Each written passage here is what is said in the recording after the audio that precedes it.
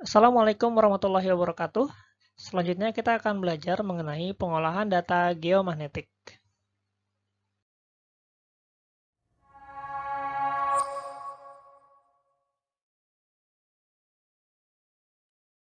Seperti yang sudah saya jelaskan di pertemuan sebelumnya, bahwa data yang kita dapatkan dari lapangan itu masih dipengaruhi oleh medan magnet bumi yang sangat besar. Jadi tidak hanya mengandung data dari anomali bawah permukaan saja.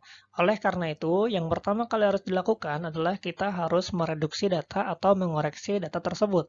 Koreksi yang dilakukan ada dua, yaitu ada koreksi diurnal atau koreksi medan magnet bumi harian, serta koreksi sekular atau koreksi IGRF.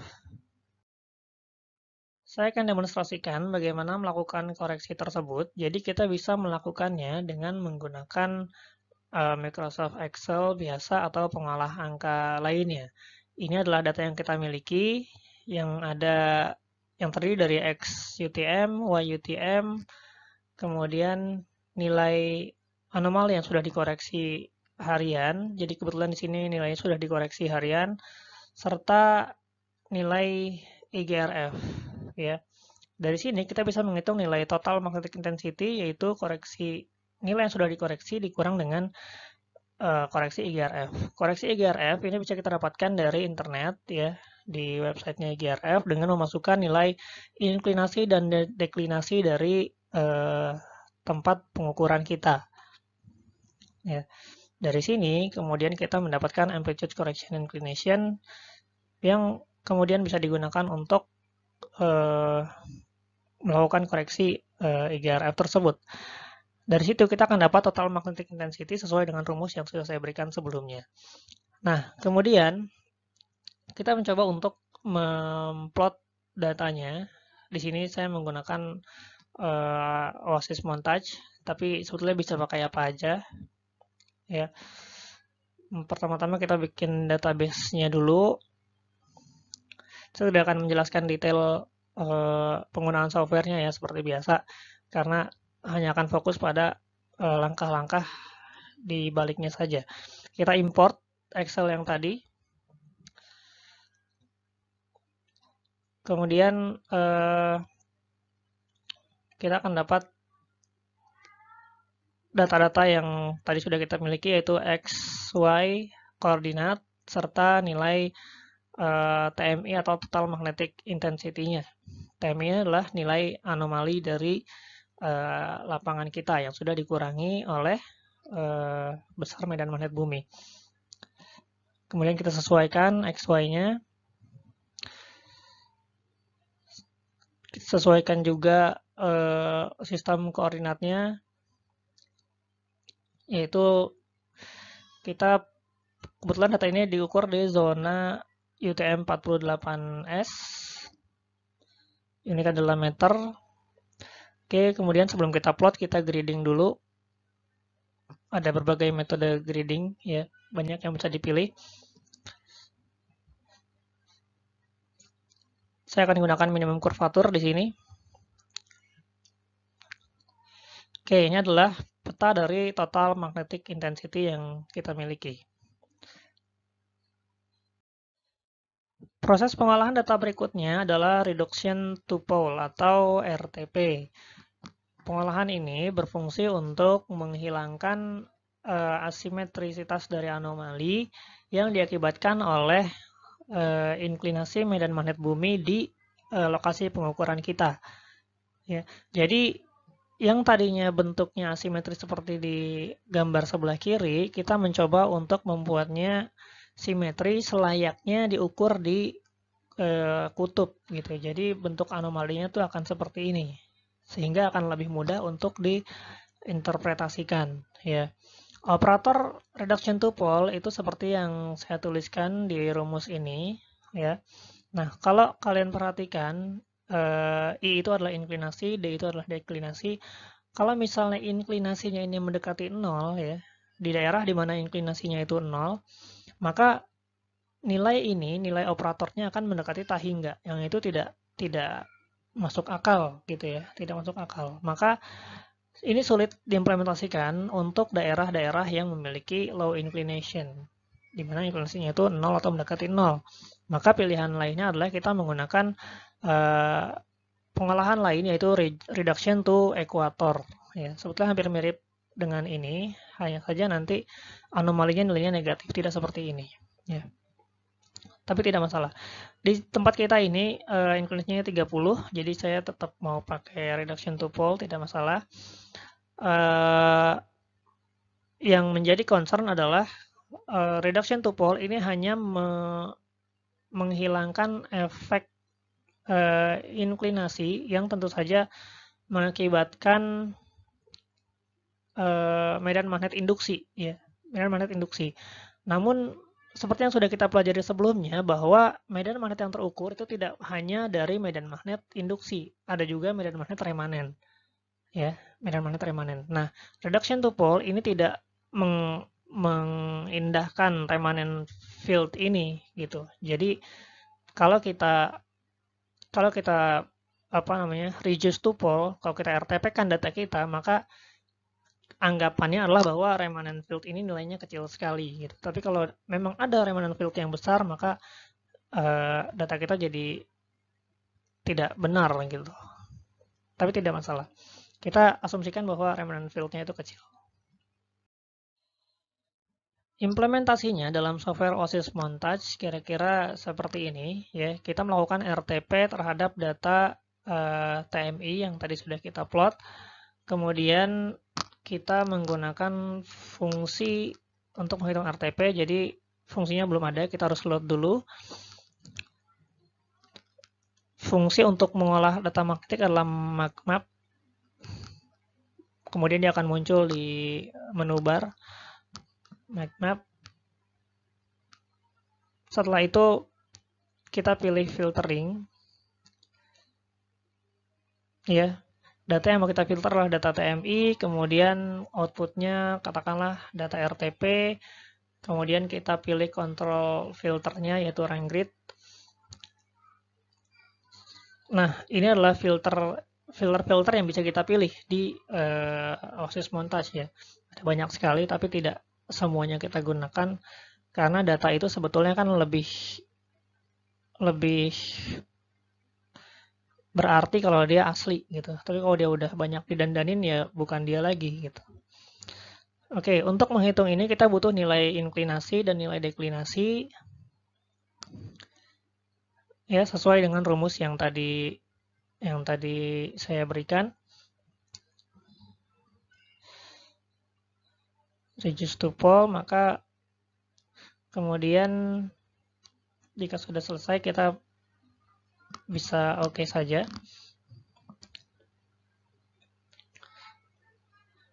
Dan hasilnya adalah seperti ini, ya. Hasilnya adalah seperti ini.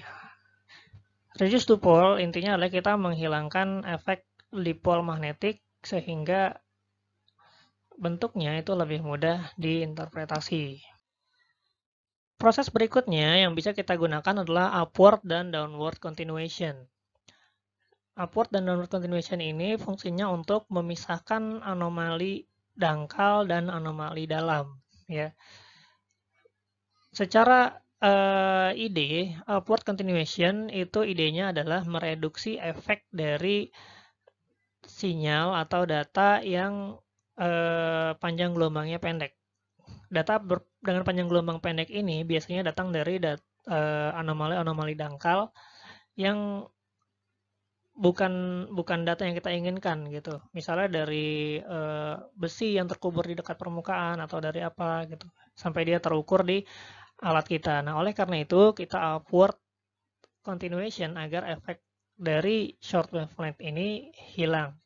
Upward ini gampangnya kita melihat sesuatu lebih dari atas, gitu, ya, lebih dari atas. Misalnya kita ada di tanah, ya.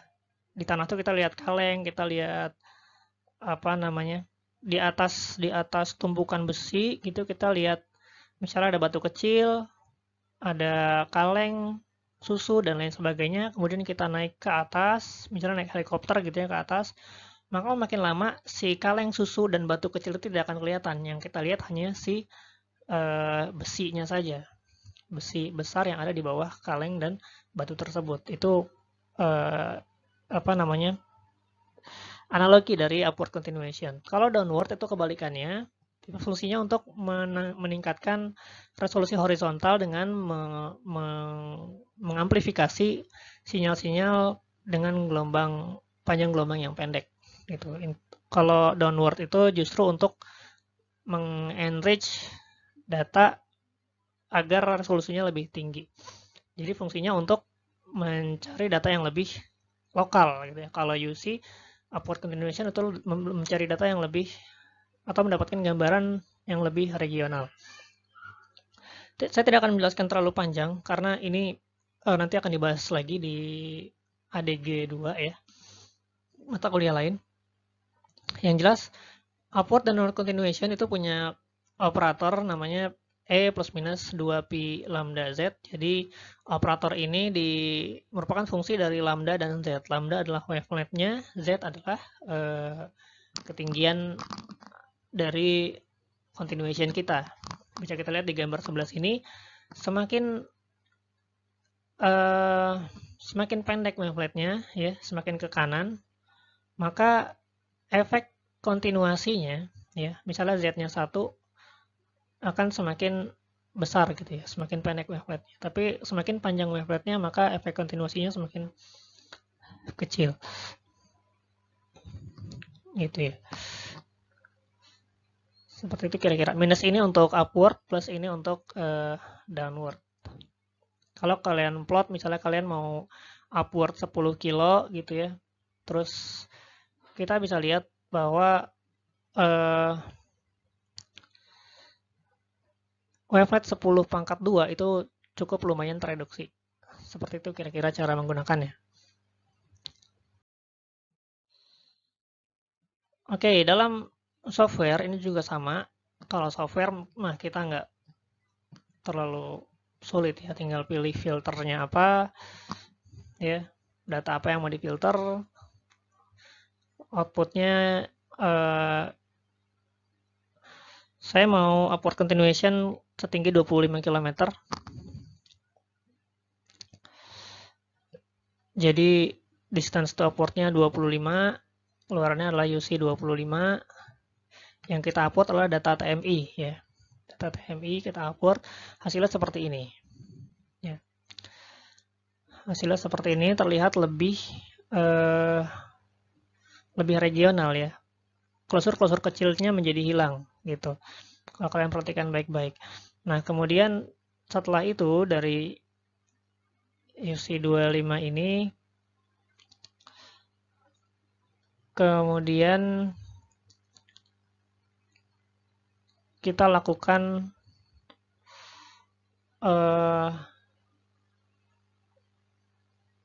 reduce to pool ya. Kita lakukan reduce to pool dari data yang sudah di upward continuation. Nah, ini dia. Jadi ini adalah data reduce to pool dari hasil upward continuation di ketinggian 25 km. Terlihat berbeda sekali ya, klosur-klosur kecilnya menjadi hilang dan datanya menjadi lebih bersih gitu ya, lebih smooth. Tapi kita harus tahu juga ya, target kita tuh di kedalaman berapa gitu ya, apakah dalam ataukah dangkal gitu. Nah, dari situ kita bisa menentukan ketinggian upward continuation kita tuh berapa harusnya gitu. Jadi upwardnya digunakan kalau misalnya kita katakanlah pengukurannya di darat. Tapi kalau kita pengukuran menggunakan helikopter gitu ya atau pakai satelit, maka kita gunakan downward untuk dapat data-data yang lebih tinggi resolusinya. Pengolahan lain yang juga bisa dipilih adalah analytic signal. Ya, analytic signal itu adalah intinya adalah nilai mutlak dari nilai magnetisasi, atau kalau di dunia sinyal processing itu dikenal dengan envelope. Envelope itu adalah nilai maksimum, ya, nilai maksima dari sebuah sinyal. Jadi maksimanya saja, gitu. Nah, kenapa ini jadi banyak digunakan karena analitik sinyal ini dia independen terhadap arah magnetisasi. Jadi tidak peduli arah magnetisasinya dari mana, gitu ya. Tidak peduli inklinasi dan lain sebagainya, karena dia merupakan absolute value yang kalau dirumuskan bentuknya seperti ini. Analitik sinyal adalah akar dari gradien magnetisasi pada arah X, pada arah Y, pada arah Z kuadrat ya. Kuadrat. Nah, dari rumusan ini seharusnya si analitik sinyal ini akan mencapai nilai maksimum pada kontak lapisan atau kontak batuan gitu. Kalau kita lihat di gambar sebelah kanan, ya, ini ada anomali batuan di sebelah kiri sini. Nah, nilai analitik sinyal itu maksimal tepat di batas antara kontras batuan ini, antara batuan ini dengan lingkungannya, gitu. Ya, terlihat seperti itu. Nah, karena dia tidak tidak memperhitungkan arahnya dan tidak ada nilai negatif di sini, gitu ya. Jadi nilai analitik sinyal ini nggak ada nilai negatifnya, semuanya positif, gitu. Karena dia nilai absolut, ya. Nggak penting apakah dia dari, jadi nggak ada pengaruh dipolnya lagi, gitu ya. Jadi akan lebih mudah juga untuk diinterpretasikan. Sekarang kita coba akan terapkan analitik sinyal menggunakan OSIS montage. Tinggal pilih filteringnya lagi.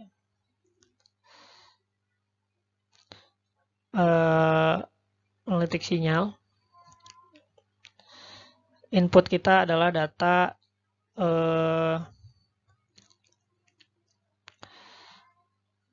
TMI ya, data total magnetic anomaly.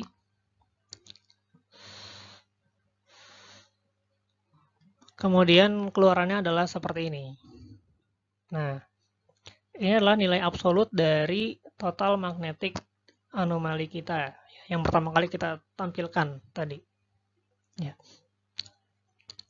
Nah, kalau kita terapkan pada data yang lain atau total magnetic anomali yang sudah di upward kontinuasi, maka hasilnya menjadi seperti ini. Jadi ada banyak sekali tools untuk pengolahan data geomagnetik ya. Tinggal yang mana yang mau kita gunakan dan kenapa kita mau menggunakan itu, gitu. Ya. Kalau misalnya sudah cukup dengan beberapa proses saja, ya sudah gitu ya. Tapi semakin banyak sudut pandang, maka semakin enak sebetulnya kita menginterpretasikannya. Analisa berikutnya yang bisa kita lakukan adalah analisa derivatif, atau biasa kita gunakan first horizontal derivatif dan second vertical derivatif, yang gunanya untuk menggambarkan struktur geologi berupa patahan ya di bawah area pengukuran kita. Ya. First horizontal derivative itu merupakan rate of change of magnetic anomaly in horizontal direction. Jadi perubahan anomali magnetik pada arah horizontal. FHD ini bisa dalam arah X dan dalam arah Y. Ya, pada arah X, misalnya X itu kita misalkan utara selatan gitu ya. Jadi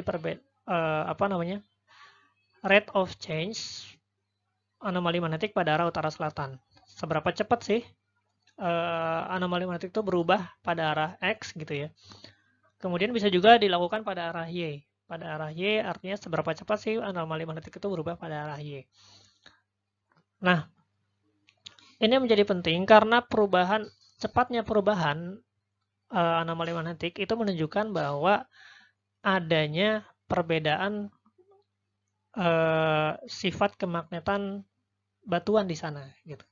Perbedaan sifat kemagnetan yang cepat atau yang tinggi itu menggambarkan kontak antara dua litologi yang berbeda. Bisa kita bilang seperti itu gitu ya. Kalau kita lihat di gambar ini ya. Di gambar ini kita punya magnetic anomali seperti ini di bagian di gambar kanan yang atas gitu ya. Kanan yang atas kita punya magnetic anomali bentuknya ke atas ke bawah seperti ini, masih dipol, kemudian kita reduce to pole, kira-kira bakal jadi apa namanya, pseudo gravity anomaly seperti itu. Nah, yang kita lakukan kalau misalnya kita menggunakan horizontal derivatif adalah kita sebaiknya mengukur horizontal gradient totalnya. Horizontal gradient ini adalah total dari first horizontal derivatif pada arah x dan pada arah y. Jadi horizontal gradient dirumuskan sebagai akar dari FHD x kuadrat ditambah FHD y kuadrat. Gitu. Ya. Untuk anomali seperti ini, ya, maka anomali atau kurva horizontal gradientnya akan seperti yang titik-titik ini. Dia akan maksimal di batas batas bendanya. Di batas bendanya dia akan maksimal. Sementara kalau tidak ada perbedaan, ya, kalau tidak ada perubahan, katakanlah suseptibilitas gitu ya, atau kita bisa bilang litologi, maka dia tidak akan, nilainya akan minimum, akan mendekati 0 kalau tidak ada perubahan. Itu tadi first horizontal derivative. Kalau second vertical derivative itu beda lagi, dia adalah rate of change of vertical gradient. Ditekankan di sini bahwa dia adalah rate of change of vertical gradient. Jadi bukan sekedar rate of change of vertical anomaly, bukan, tapi vertical gradient. Ya, karena dia second derivatif ya, turunan kedua. Ya. Do kuadrat H per do Z kuadrat. Rumusnya seperti ini. Dan dari apa namanya, persamaan Laplace untuk medan potensial, kita bisa bilang bahwa do kuadrat H per do Z kuadrat itu sama dengan minus do kuadrat H per do X kuadrat min do kuadrat H per do Y kuadrat. Gitu ya. Karena kita nggak punya data Z sebetulnya. Nah, respon dari SVD itu akan seperti ini ya. Ini saya ambil dari data gravity, tapi tidak akan berbeda jauh. Ya. Kira-kira seperti ini. Dan nantinya data SVD dan FHD ini akan kita gabungkan sehingga kita punya gambaran yang lebih komprehensif gitu ya. Karena tidak selalu yang tinggi itu dia batas litologi gitu. Tidak selalu seperti itu. Kita harus lihat juga FHD-nya, SVD-nya. Nah, sekarang kita akan coba melakukan analisa derivatif pada data magnetik kita ya. Oke, pertama kita pilih inputnya. Inputnya adalah data yang sudah di reduce to pole.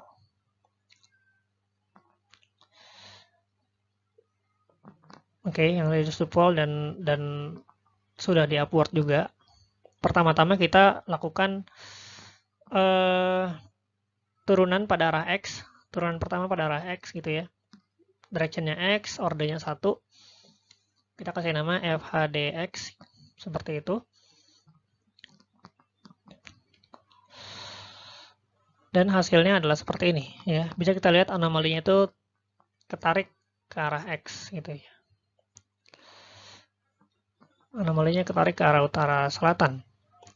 Oke, untuk berikutnya kita hitung turunan pertama pada arah Y dari data yang sama.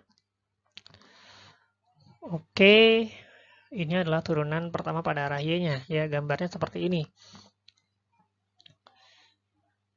Ya, terlihat ya lebih jadi pada ketarik-ketarik gitu datanya.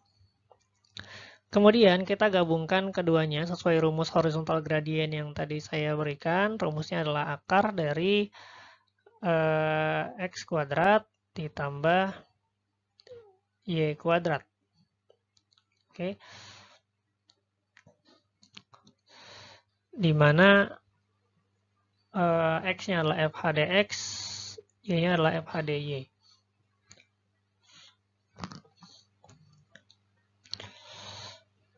Oke, saya kira sudah. Ini adalah horizontal gradientnya. Atau mau dibilang FHD doang juga silakan aja ya. Yang penting maksudnya sama. Nih. Oke, horizontal gradientnya adalah seperti ini. Kalau kita lihat sebetulnya ada nilai-nilai yang tinggi dan itu akan berkorelasi dengan kontras antara merah dan biru di map yang upward continuation 25 itu. Oke, sekarang kita lakukan SVD turunan pada arah Z, ordernya 2. Hasilnya SVD adalah seperti ini. Nah, ini data SVD kita. Kalau di SVD